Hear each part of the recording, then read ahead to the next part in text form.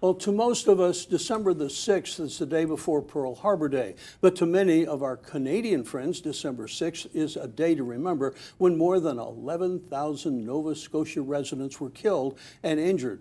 The Halifax explosion was the largest man-made blast before the arrival of nuclear weapons. Today, SNN's Chrissy McClarty talked to a Suncoast survivor of the Halifax explosion. Chrissy? 97-year-old Jim Clays was a newborn baby the day the man-made explosion leveled out Halifax, a seaport town near Canada.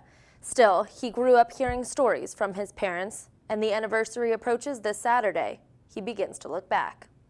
The picture on the wall, that's the boat that I came to the States in. Jim Clays was born 97 years ago in Nova Scotia. What he's done with those 97 years keeps his friends in awe. He's more like a 77-year-old. No, he does so much. Golf, 6 days a week. When Clays isn't writing his book on birds, he collects small ships and admires clowns. These are all handmade, which my wife collected, hundreds of them.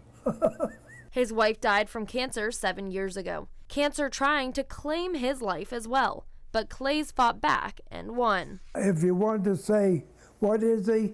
He's a survivor. Not only did Clays survive the cancer, but in 1917, at just 3 months old, he survived the Halifax, Nova Scotia explosion.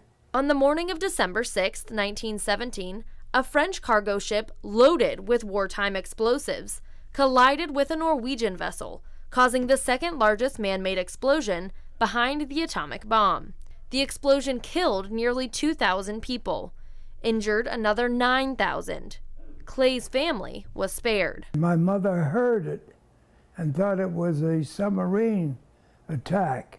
She quickly gathered her young boys into the basement, not knowing what would become of her husband on a submarine in the harbor. He too survived. As he's coming up the street, he's walking over these dead bodies with his bicycle.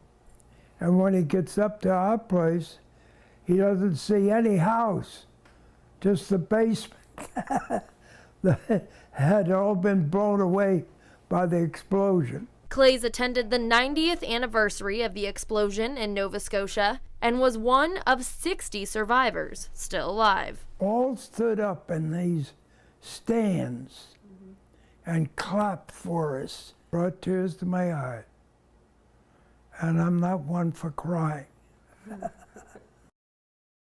Clay says 30 survivors have since passed away, so now he's one of 30 survivors in the world alive today. Well, he's 97 today. He was kind of young when this happened. He was a little young. He was 3 months old, so he doesn't remember the explosion, but when I was showing him pictures and YouTube videos of the explosion today, it brought him right back to his childhood. All right. Thanks, Chrissy.